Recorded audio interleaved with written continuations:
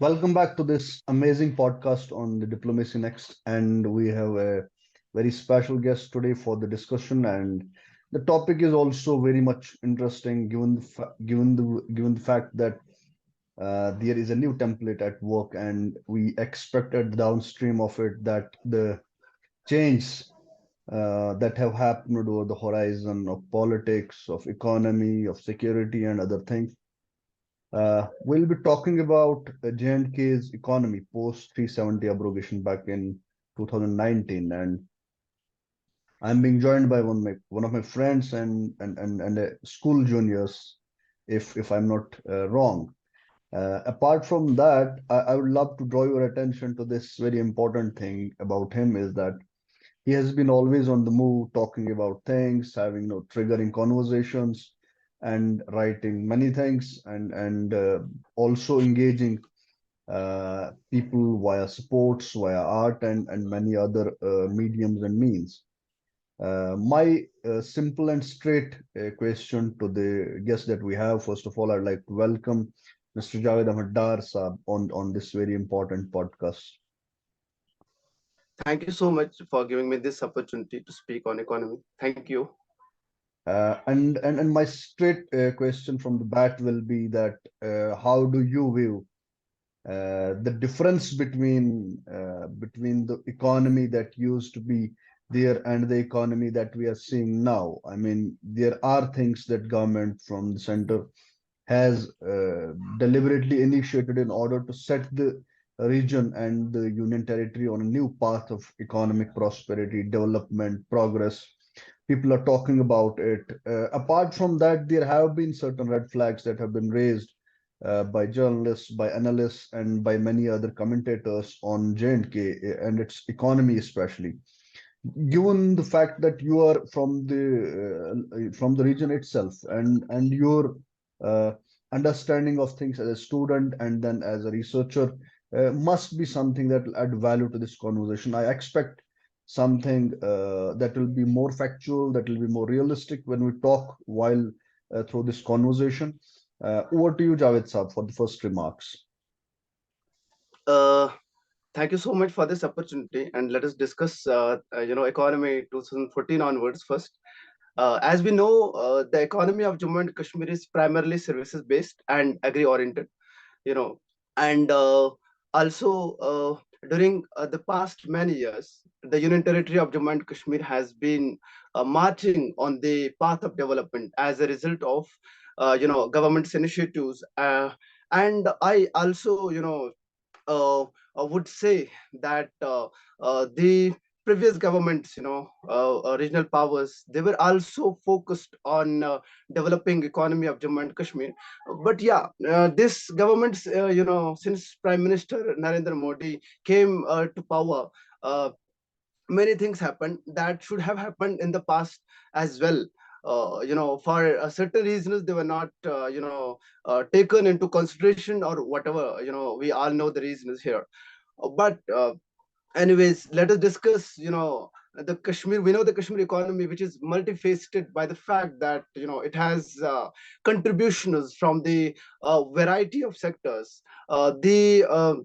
The region has witnessed violence, from over 3 decades now, right? And we have seen its politics being more, convoluted. But Kashmir's economy is export driven and it's import dependent, as we know. And the turmoil disrupted the supply chain and had a negative influence, or whatever, on economic activities that was present here in Kashmir, with politics and political discourse taking center stage.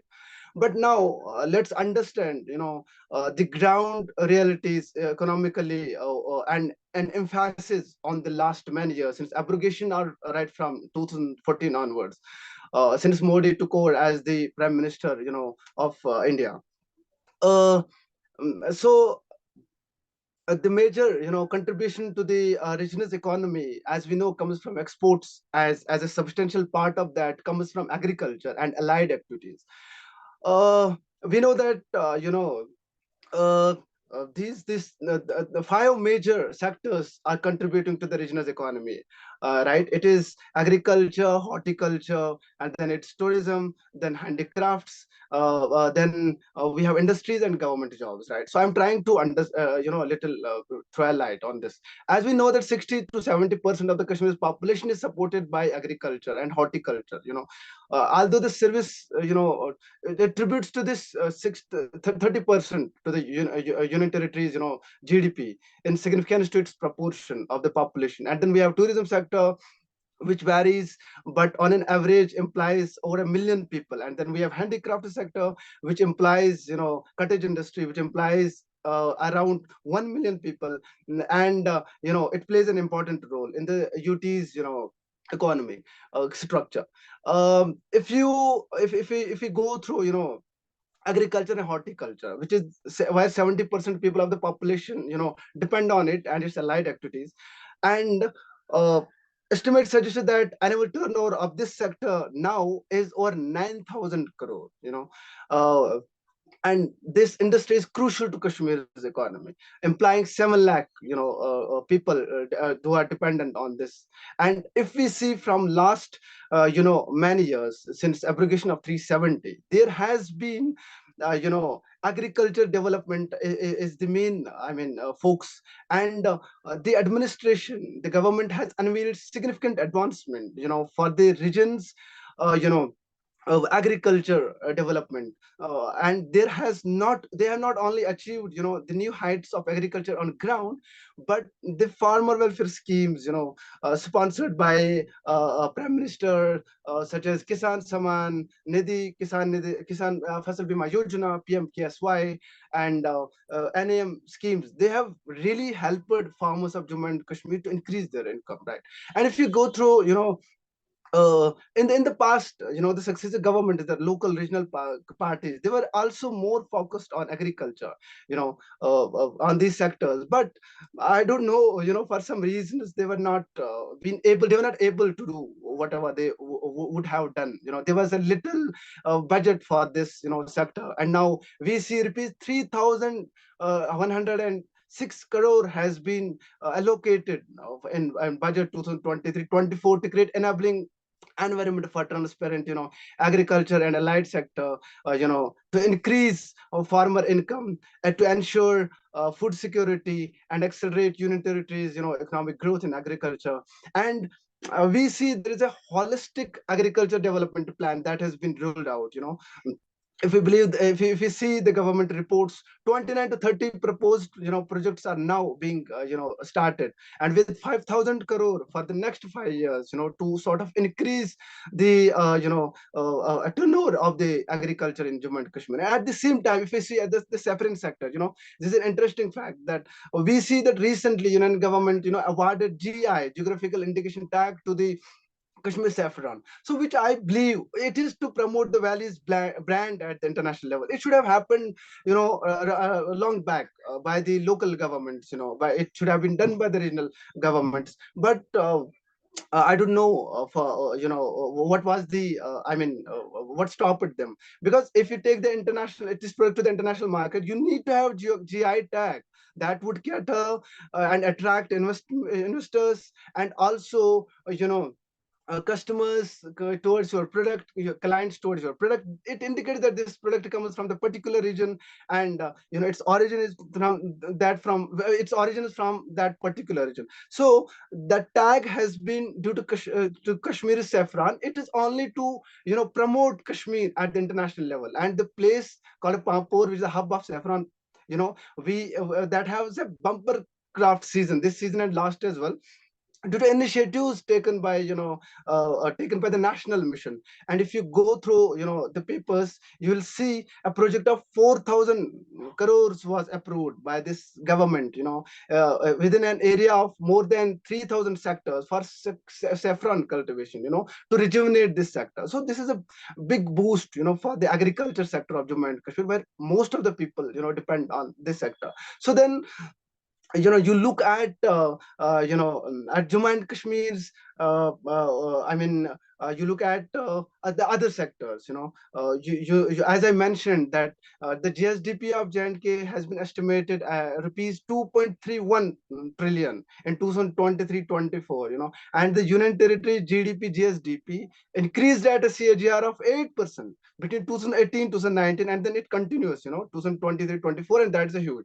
And also, if you look at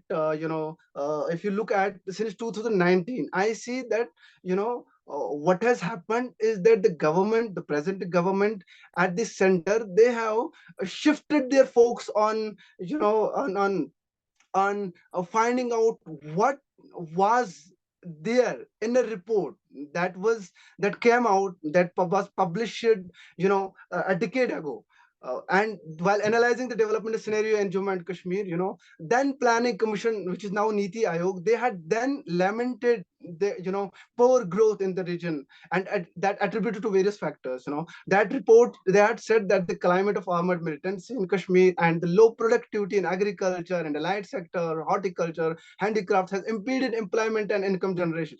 Poor industrial infrastructure, along with the poor adjustment climate, has left the industrial sector in its infant stage in Jammu and Kashmir, right? So that report mentioned that there has not been a scrupulous strategy for the potential sectors by the regional governments to achieve higher economic growth. And that report further mentions that the lack of good governance and it sound fiscal management has also been responsible for poor economic growth in Jammu and Kashmir. And this report is available there, and I checked it on Google, and it's with the different, it's an economic development report. And this government, the present government, is trying to find out the ills that were present in that report, which should have happened which should have happened in the past governments, the regional powers.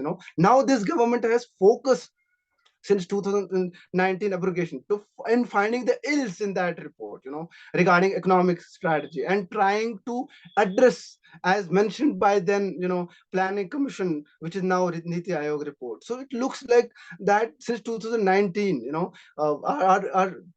after 2014, when Narendra-led government has been able to address scales and the ills they were mentioned in the report, that entitled Jammu and Kashmir Economic Development Report. So during the past 2 years, if you see, the Union Territory of Jammu and Kashmir has been marching on the path of development as a result of the initiatives taken by the government.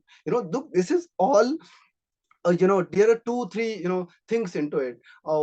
Not, I don't believe whatever all is being put on the paper, right? But as an economic student, as a student of polity governance, as someone from Kashmir, we are see the local, the things that are happening on ground. And I believe that if something is changing, it's very important for us, for the youth of Kashmir, to map that change.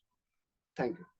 That's quite an interesting analysis of the entire from the state's GDP that it earlier was and now where it is going. And my simple point is that uh, even if there is a new economic template at work, reforms are being initiated, policies are being taken care of, and then there are some serious policy reforms that have gone down the line, and we are expecting something, a new economic outlook for the people, for the farming sector, for other things. But my point here is that how will you convince the people who especially live, we have a large chunk of population living below poverty line.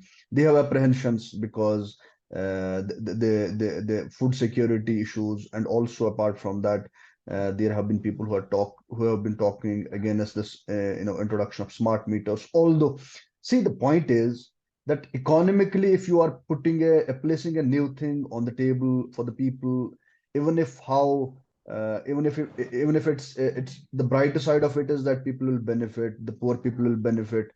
And the thing is that how to convince people that okay, this economic distress, the unemployment thing, and the farming sector especially, even if there is a disaster, like there is a hailstorm, there is a heavy downpour, and there is just the grains get lost, and there are farmers who are dependent on the farms, on the paddy fields for that. but there isn't a mechanism that, to my limited understanding, isn't coming to rescue the farmers, especially if the new economic outlook, as you betterly placed it, like there was a political discourse that was at the center of everything. Now there is an economic discourse. For that economic discourse, you need a discourse that will go down well with people. I mean, at least with the people who deserve it, at least to the people who are the targeted audience of any scheme that stems from the prime minister's office. But what do you make of that? How to take care of this population that hasn't yet witnessed the positives of the new economic template, or that hasn't yet witnessed the change post 370 abrogation that we are witnessing today? Look, I believe that it will take some more time. In next 2, 4, or 5 years, Kashmir will completely change. I'm not here supporting the present government or the BJP. Which whosoever says anything about the developments in Kashmir is being labeled as a BJP supporter. I'm not a BJP supporter, but to put it straight here, look, we are seeing every Kashmiri is now being able to see what all is happening on ground. If we are getting two aims, All India Institute of Medical Science, even that was given long before, but we're not able to inaugurate them, we're not able to start the process. And now you have in the south, in the north, you have All India Institute of Medical Science, you have Indian Institute of Technology, who is benefiting, especially poor in this North Kashmir. If you see, initially what used to happen, a patient used to refer to Srinagar, and it used to take him 3, 4 hours, and in between pata nahi kisi ki death bhi ho jati thi. But now you are you know you are being cured within your periphery, within your in your own district, where you have a medical college. So you have every facility is being provided. So we have to understand, and for the common person is understanding. He has this understanding of, now I have Ayushman Bharat health card. On a daily basis, at least 2 crore rupees are being transferred to different health sectors, because we the people, the poor people of Kashmir, use that health golden health card. So complete free medicine is being given. So these are few things. Look, the transparency is there. Earlier it was not possible to approach any government office, and then I don't know what how to put it here. I'm not blaming any government, but the political discourse was like that. But now when we are talking about economy, you know the present government has done 2, 3 things in Kashmir. Number one is the normalcy. That's a secondary question. Do we have the complete normalcy or not? It's not, it is indirectly or directly related to the economics at the same time. But whatever was there in the past is not now at present. We have the peace, we have normalcy to whatever extent you can say it, if you calculate it in percentage. But at the same time, we are now seeing 53 projects have been completed, which were not completed 20 years. From last 20 years they were pending. And those all projects are directly or indirectly linked to the common citizen of Jammu and Kashmir. So the common citizen, the Aam Admi, we say, he is directly linked with those projects, and they are being completed now. You see the road structure, you see the back to village plan. Look, I'm really, as a student of economics, I really am surprised at that. Such is the robustic mechanism happening, that you have a back to village program, you have a back to city, back to town plan, wherein every panchayat is being given almost 10 lakh rupees, or whatever. And you have a gazetted officer, a Kashmir administrative service officer, and Indian administrative service officer coming to your doorstep. So that is how democracy is being strengthened on the ground. And while your democracy is being strengthened, you know your economy is boosting. And now you go to any panchayat in Jammu and Kashmir, you will see a change. You will see a change. The playgrounds, youth were not more into sports. Now engaging youth into sports, you have a huge, I mean, You cannot count, the number of stadiums you have in Kashmir. And who takes the benefit out of that? The काम आम आदमी का बच्चा drugs करता था, वो बेचारा, he was not able to reach out to hospital क्योंकि डर लगता था पुलिस लेगी, ऐसा करेगा वैसा होगा. अब काउंसलिंग सेंटर्स हैं, वो सपोर्ट्स में चला जाता है, उसके मोहल्ले में सपोर्ट्स एक्टिविटीज होती है, he is taking, benefit out of that. He thinks now कि no, pen and paper is better for my life. वो अपने हमसाय को देखकर, वो एक्टिविटीज और इनिशिएटिव्स को देखकर बोलता है कि नहीं, I should take part in education, I should take part in, in supports. So this all is happening because there is a change. Look, 370 था, 370 नहीं है, उसके अपने प्रोस एंड कॉन्स हो सकते हैं, but we are talking about economy. You see the infrastructural economy. Kashmir is, every year, why was my more focus on agriculture? Because इससे पहले 2% भी agriculture के लिए budget नहीं होता था in Kashmir. It used not to be at 1% in Jammu and Kashmir for the agriculture activities, where your 70 to 80% of the people, rely on the agriculture activities. You will take care of them. वो आम आदमी है. But faults can be there while launching schemes, while reaching out to the people. But at present, you see, these schemes are up to the panchayat level, and panchayat sarpanch ward members, they go and they see in their wards, in their panchayats, whosoever is, किसके पास नहीं है फसल बीमा योजना, किसको देना है, किसको नहीं देना है, कैसे होगा. So एक मैकेनिज्म जो एक ग्राउंड लेवल पर स्ट्रेंथ किया गया है, उस इस ग्रास रूट डेमोक्रेसी को स्ट्रेंथ करने के लिए बहुत जरूरत थी, और वो स्ट्रांग हो रहा है. So that is why I'm telling, कि the present government paradigm shift, जिसको हम paradigm shift बोलते हैं, that's the economic shift. And with having said that, we are seeing the empirical data is there. I can lie you, but empirical data cannot lie. The empirical data is there. You have you have Niti Aayog data which says that, it's the same Niti Aayog data, when it's the same Niti Aayog, same planning commission when Congress was there, when the other governments were there, they were functioning under them, and they came out with the economic development of Jammu and Kashmir, lamented on the poor performance, in Jammu and Kashmir in several sectors. But now you have the economic department, you have the this I mean Niti Aayog, वो तारीफें कर रहे हैं जम्मू कश्मीर की development. तो things are changing, and for the mindset to change, it will take some time, because इससे पहले कश्मीर में numerous, as we all know, number of narratives यहाँ पे चलते थे. But now there is a shift and there is a change. Now a Kashmiri is understanding that what is better for me and what's not better for me. Regarding the the poor people, we have 500 entrepreneurs, agri entrepreneurs this year, 500 agri entrepreneurs this year. We have number of entrepreneurs in handicrafts. We have 4-5 projects, and handicrafts going on in Srinagar. We have been able, the government has been able, the administration has been able to establish 4 producer companies. We have Zedible producer company which works for paper mache, क्योंकि यहाँ पे 1 million people are associated with handicrafts, and in companies को, इनके initiatives को US तक लिया जाता है. And recently this year we saw, exhibition is happening in the US, exhibition is happening in UK. So एक बड़े पैमाने पर वो चीजें हो रही हैं, and foreign companies, they are coming to Jammu and Kashmir. It's not like they are taking any land, I do not want to comment on that, but it's like, to me, as I see, they are helping. Now I was associated with something wherein an international organization, international company, from the US was उसको यहाँ पे लाया गया to help these 5 producer companies to link them with the export, to do the export linkage, to link them with the international organization, international company. So that is a change, and this change, is change का reflect होना on ground will take time, but it will definitely take time. But yes, at the same time, there are problems in Jammu and Kashmir. There are problems. The problems are related to the unemployment youth. There is a huge percentage of youth जो unemployed हैं, and इसके लिए government should have strategies, as you mentioned in your this government should have, they must have rather, कि यहाँ पे strategies क्या होनी चाहिए to engage the youth with the different, क्योंकि they have promised us,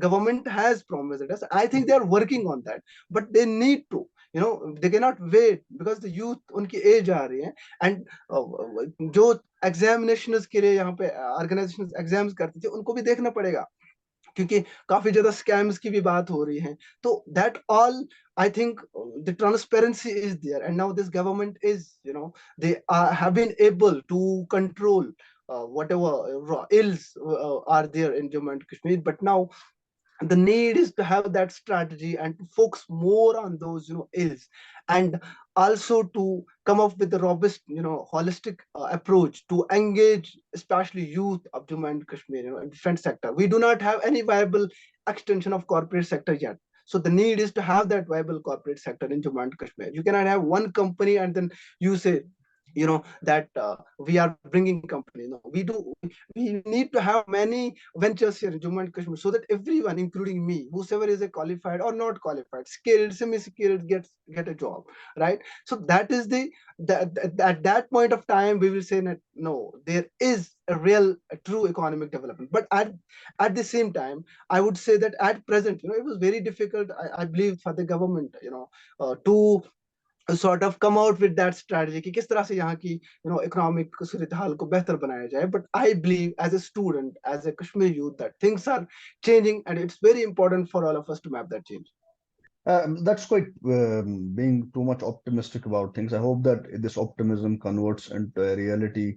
Oh, there are, my worry is about the communication of this optimism to the people who have fire in their feet, because we are staring at a very growing unemployed population of the youth who are either way going to get over age by any time next 4 5 years. And then what? And then also there are problems when you have made a transition from the old template of economy and now to the new economic template or the new economic discourse. It will also displace people who will have to equip themselves with the new pace in the economy, with the new trajectories that will follow.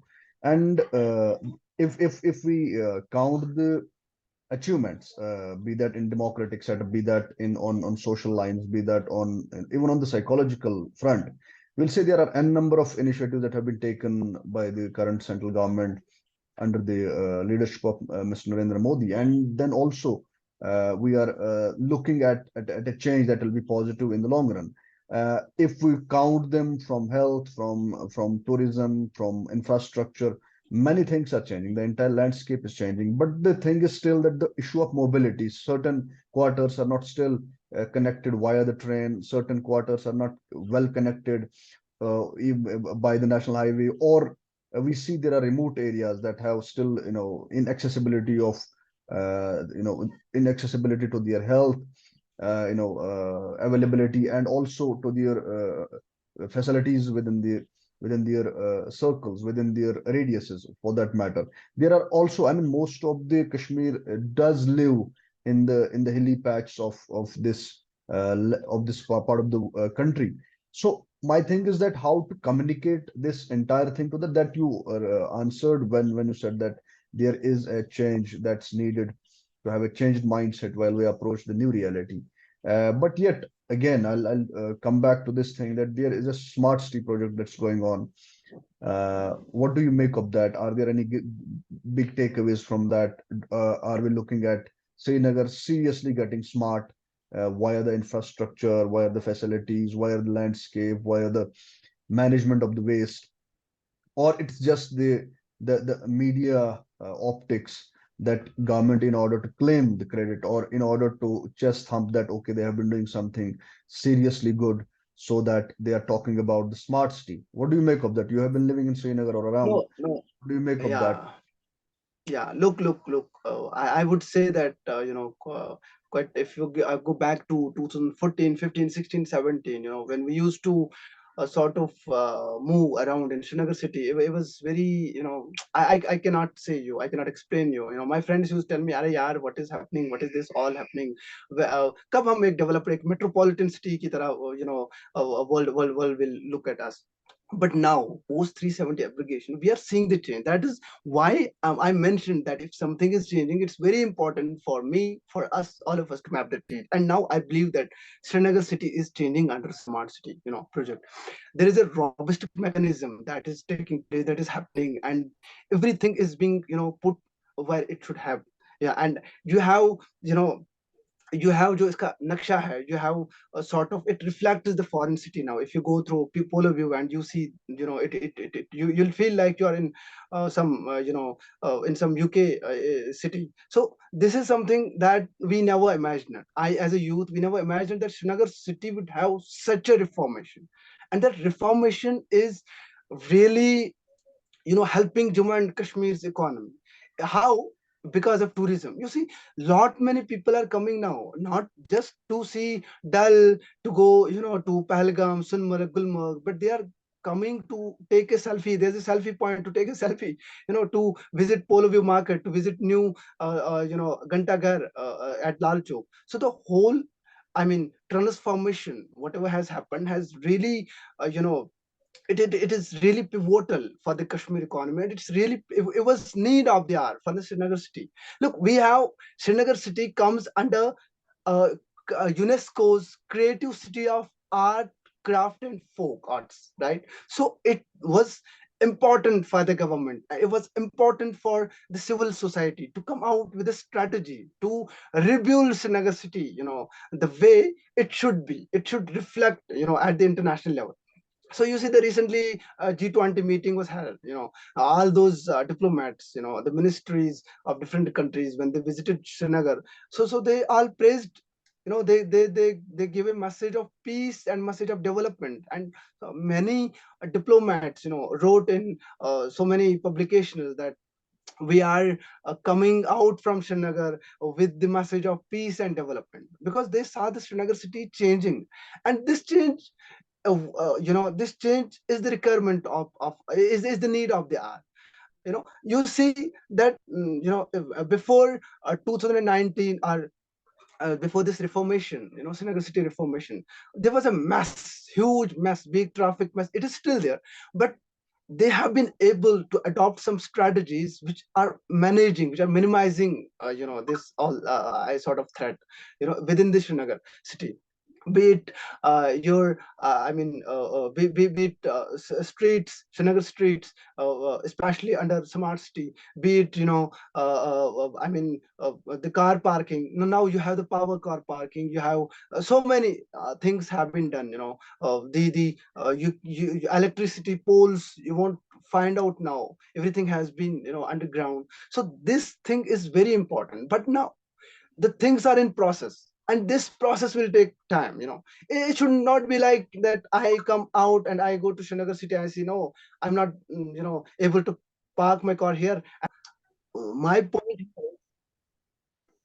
So Yeah. my point here is that Srinagar city under smart city is changing. Yeah, there are some problems, like you mentioned, the smart meters and other things. I think government is looking into that, and government must look into that.